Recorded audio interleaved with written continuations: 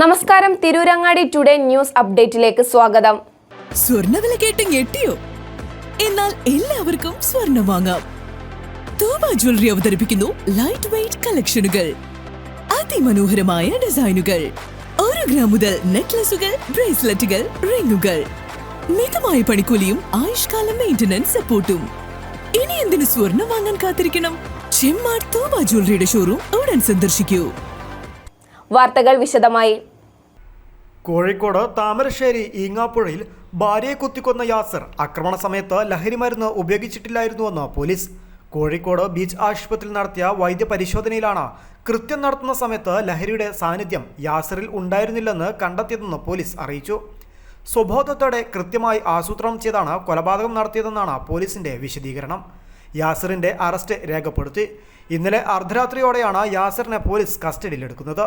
തുടർന്ന് ഇന്ന് വിശദമായി ചോദ്യം ചെയ്ത ശേഷമാണ് പ്രതിയുടെ അറസ്റ്റ് പോലീസ് രേഖപ്പെടുത്തിയത്. അറസ്റ്റ് രേഖപ്പെടുത്തിയ ശേഷം പ്രതി യാസറിനെ കോഴിക്കോട് മെഡിക്കൽ കോളേജ് പോലീസ് സ്റ്റേഷനിൽ എത്തിച്ചു. തെളിവെടുപ്പിനായാണ് എത്തിച്ചത്. പ്രതി ഉപയോഗിച്ച വാഹനം ഫോറൻസിക് സംഘം പരിശോധിച്ചു. കോഴിക്കോട് മെഡിക്കൽ കോളേജ് പോലീസ് സ്റ്റേഷനിൽ വെച്ചാണ് വാഹനം പരിശോധിച്ചത്. ലഹരിക്കടിമയായ യാസറിന്റെ ഉപദ്രവം സഹിക്കാൻ വയ്യാതെയാണ് ഷിബില ഈങ്ങാപ്പുഴയിലുള്ള സ്വന്തം വീട്ടിലെത്തിയത്. ഇതിനിടെ കുടുംബ പ്രശ്നം തീർക്കാൻ നാട്ടുകാർ ഇടപെട്ട് ചർച്ച നടത്തിയിരുന്നു. യാസറും ഷിബിലയും പ്രേമിച്ചാണ് വിവാഹം കഴിച്ചത്. വിവാഹത്തിന് മുമ്പ് തന്നെ യാസർ ലഹരിമരുന്ന് ഉപയോഗിക്കുന്ന വിവരം അറിയാമായിരുന്നതിനാൽ വീട്ടുകാർ എതിർത്തു. എന്നാൽ ഇത് വകവയ്ക്കാതെയാണ് യാസറിനെ ഷിബില വിവാഹം ചെയ്തത്. 2020 വിവാഹിതരായ ശേഷം ഷിബിലയും യാസറും അടിവാരത്ത് വാടക വീട്ടിലായിരുന്നു താമസം. വിവാഹശേഷം ഏതാനും മാസങ്ങൾ കഴിഞ്ഞപ്പോൾ തന്നെ പ്രശ്നങ്ങൾ തുടങ്ങി. സ്ഥിരമായി ലഹരി ഉപയോഗിക്കുന്ന യാസർ ഷിബിലയെ മർദ്ദിക്കുകയും സ്വർണ്ണാഭരണങ്ങൾ വിറ്റ് പണം ധൂർത്തടിക്കുകയും ചെയ്തു. 1 മാസം മുമ്പ് മകളുമായി സ്വന്തം വീട്ടിലെത്തിയ ഷിബില യാസറിനെതിരെ പോലീസിൽ പരാതി നൽകുകയും ചെയ്തിരുന്നു. എന്നാൽ പോലീസ് കാര്യമായ നടപടിയെടുത്തില്ലെന്ന ആരോപണവുമുണ്ട്. സഹികെട്ടാണ് ഷിബില യാസറിനൊപ്പം താമസിച്ചിരുന്ന വാടക വീട്ടിൽ നിന്നും മകൾക്കൊപ്പം കക്കാട്ടെ സ്വന്തം വീട്ടിലേക്ക് മാറിയത്. വസ്ത്രങ്ങളും വിവിധ രേഖകളും വാടക വീട്ടിലായിരുന്നു. ഇതെടുക്കാൻ ഷിബിലയും കുടുംബം ശ്രമിച്ചെങ്കിലും യാസർ സമ്മതിച്ചിരുന്നില്ല. ഇതിനിടെ മകളുടെ പിറന്നാളിന് ക്ഷണിച്ചില്ലെന്ന് പറഞ്ഞ യാസർ ഷിബിലയുടെ വസ്ത്രങ്ങൾ മുഴുവൻ കത്തിച്ചു. ഇതോടെ ഷിബില പോലീസിന് പരാതി നൽകി. നാട്ടുകാരിൽ ചിലർ അനുനയത്തിന് ശ്രമിച്ചിരുന്നു. അങ്ങനെയാണ് ഇന്നലെ ഉച്ചയ്ക്ക് ഷിബിലയുടെ SSLC സർട്ടിഫിക്കറ്റ് യാസർ കക്കാട്ടെ വീട്ടിലെത്തി തിരികെ നൽകിയത്. വൈകിട്ട് നോമ്പു തുറന്നേരത്ത് വീണ്ടും വരാമെന്നും സലാം ചൊല്ലി പിരിയാമെന്നും പറഞ്ഞു. എന്നാൽ ഷിബിലയുടെ ജീവനെടുക്കാനാണ് പിന്നീട് യാസർ വീട്ടിലെത്തിയത്. യാസറിന്റെ ആക്രമണത്തിൽ വീട്ടുകാർ നിലവിളിച്ചതോടെ അയൽവാസികൾ എത്തിയെങ്കിലും അപ്പോഴേക്കും ഷിബില കുത്തേറ്റ് വീണിരുന്നു.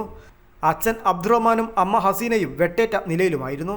സ്ഥലത്തെത്തിയ അയൽവാസികൾക്ക് നേരെയും യാസർ കത്തിവീശി.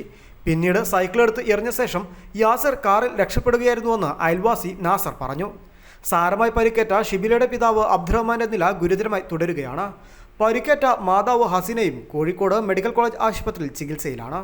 ഷിബിലയുടെ പോസ്റ്റ്മോർട്ടം നടപടികൾ ഇന്ന് പൂർത്തിയാക്കും. സംഭവം നടന്ന് 5 മണിക്കൂർ കൊണ്ട് പോലീസ് യാസറിനെ പിടികൂടിയിരുന്നു.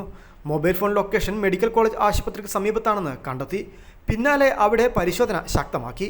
യാസർ കാർ ആശുപത്രി അത്യാഹിത വിഭാഗത്തിന് 50 മീറ്റർ അകലെ റോഡരികിൽ നിർത്തി പിൻസീറ്റിൽ കർട്ടൻ താഴ്ത്തി ഇരിക്കുകയായിരുന്നു.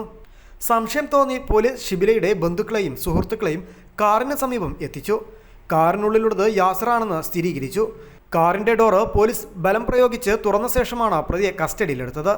അതേസമയം യാസറിന്റെ ഭാഗത്തു നിന്ന് ഭീഷണിയുണ്ടെന്ന് കഴിഞ്ഞ 28-ന് ഷിബില പോലീസിന് പരാതി നൽകിയിരുന്നുവെങ്കിലും ഇതിൽ പോലീസ് കാര്യമായ നടപടിയെടുത്തില്ലെന്ന ആരോപണവും ഉയരുന്നുണ്ട്. യാസർ ലഹരി ഉപയോഗിച്ച് നിരന്തരം ആക്രമിക്കാറുണ്ട് എന്നതടക്കം പരാതിയിൽ ചൂണ്ടിക്കാട്ടിയിരുന്നു.